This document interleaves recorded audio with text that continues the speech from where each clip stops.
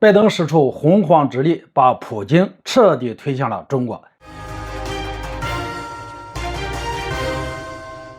大家好，我是肖映华。沙特、伊朗握手言和，对中国影响很大。拜登使出洪荒之力，把普京彻底推向了中国。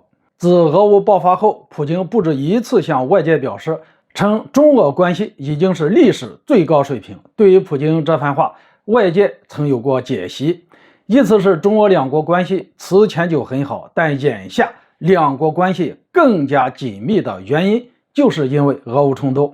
其实对俄罗斯这个国家，国内很多朋友的看法不一，有部分朋友认为俄罗斯是中国的好朋友、好兄弟，中俄两国愈发友好的关系对中俄两国都有好处。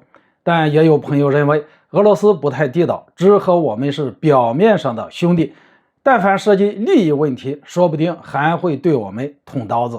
至于中俄两国关系到底如何，为什么普京多次强调中俄关系已经是历史最高水平？说到这里，大家知道，近期在国际社会引起了一件轰动的事情，也就是沙特和伊朗两个冤家对头，在我国外交斡旋下，竟然摒弃前嫌恩怨，要恢复两国外交关系。这件事之大，将对中东地区局势乃至国际形势都会产生重大而深远的影响。美国媒体在报道这一事件时，都在强调这是中国的巨大胜利，还认为美国的霸主地位遭到了前所未有的挑战。美国媒体之所以有这样的判断，是因为沙特和伊朗握手言和之后，美元石油霸权将受到巨大的冲击，而这反而利好人民币。资本市场提前给出了答案，也就是这一消息一出，美元随即跳水，人民币暴涨。这件具有历史性的事件是中国外交迎来的一个重大胜利。另外，大家也在思考一个问题，那就是为什么沙特和伊朗会在中国的倡议下坐上一桌握手言和呢？要知道，沙特和伊朗这两个国家结缘已久，让他们坐下来和谈绝非易事。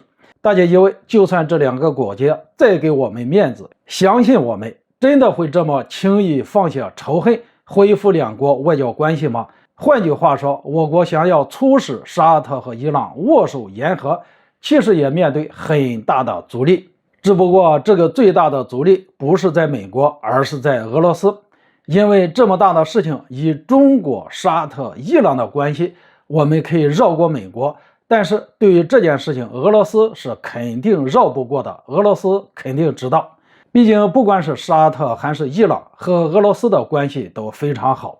之前美国多次要求欧佩克加组织增产石油，目的就是为了打压俄罗斯，但是欧佩克加却顶住了美国的压力，拒绝增产。其实在这背后，沙特发挥了很大的作用。而至于沙特为什么不按美国要求去做，自然就是因为和俄罗斯之间的关系很亲密。伊朗就更不用说了，要不是看到伊朗和俄罗斯走得很近，美西方也不至于总是炒作伊朗向俄罗斯提供无人机。总之，就沙特和伊朗握手言和这件事情，普京是知情的，说不定还发挥了关键性的作用。那么问题来了，为什么普京在这件事情上不加以阻挠呢？这其实就是普京说的，中俄关系已经是历史的最好水平。而大家可以从这件事背后看出中俄两国的关系。我认为，如果说沙特、伊朗握手言和对中国影响很大，是一个胜利，那么我们也应该感谢拜登。正是因为拜登使出了洪荒之力，挑起了这场俄乌冲突，才让普京彻底醒悟，并推向了中国。好了，今天就说到这里，咱们下次见。